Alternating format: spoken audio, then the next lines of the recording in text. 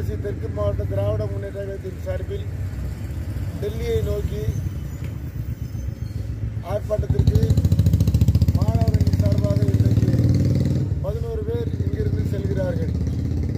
12 பேர் செல்கிறார்கள். அவர்களை வழி அனுப்பும் விதமாக இன்றைக்கு காலையில் இந்த நிகழ்வு நடைபெற்றுக் கொண்டிருக்கிறது.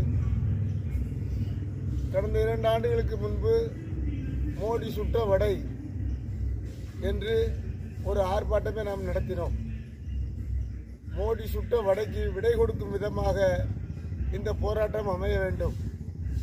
மாநில சுயாட்சிக்காக போராடிய பேரறிஞர் பெருந்தகை அண்ணா அவரை போல் இன்றைக்கு அயராது உழைத்துக் கொண்டிருக்கின்ற முத்துவேல் கருணாநிதி ஸ்டாலின் அவர்கள் அறிவித்த ஆர்ப்பாட்டம் ஆயிரக்கணக்கான பேர் திரண்டு இன்றைக்கு டெல்லியை புழுங்கும் அளவிற்கு இந்த ஆர்ப்பாட்டம் நடைபெற இருக்கிறது.